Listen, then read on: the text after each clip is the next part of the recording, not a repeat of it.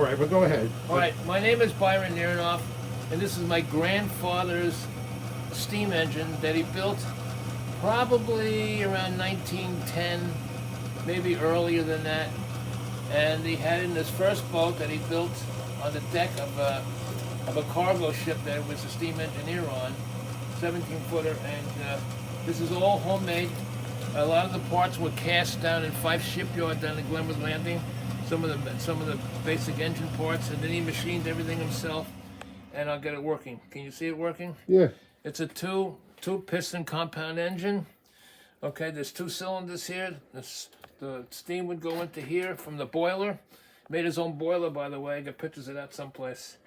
And then we'll do and then this is a reverse, forward. Gotta undo this a little bit. Forward, reverse, forward, reverse. No transmissions. And this is it. Cool. All right. And this And he later used. This is a pump. See the pump working? Uh-huh. See the pump?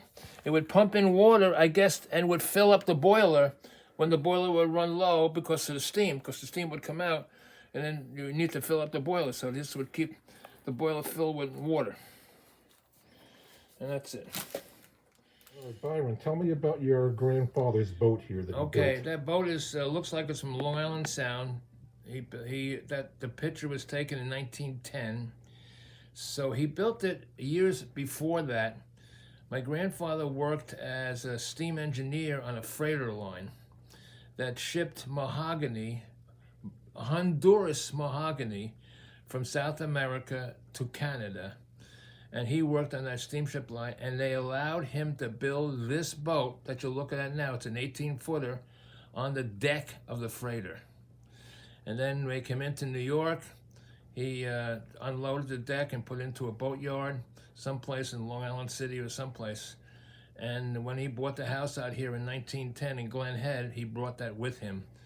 And that's his entertainment while he was living out here in Long Island. And then he didn't start the house until 1918 or something. He finished in 1919. So he had the lot for about 10 years, and that's what he did in the interim, is go sailing with a steam engine. That he built the steam engine, actually built a 2-cylinder steam engine, compound compression. And that's the story of this particular boat. Then he built 2 boats after this one. Wow, he's an amazing guy. Yeah. And a lot of talent there. From Estonia. Yes. Immigrant from Estonia. And this is a governor. Yeah. These little bolts would come out like this. I can't take them out. You got to flip it up the other way. Yeah, maybe it's the wrong. Yeah. That way. Like something like this. And this would be a governor. Okay. And this would allow the engine not to go crazy. Yeah. These bolts would come down and they'd fly around like that.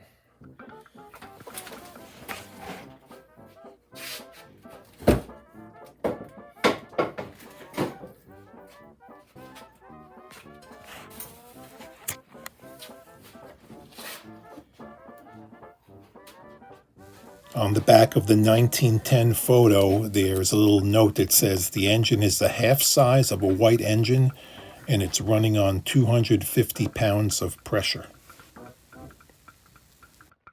This engine was used to power that boat we saw in the pictures, and then when his grandfather was at the age of 70, he decided to build an even bigger boat.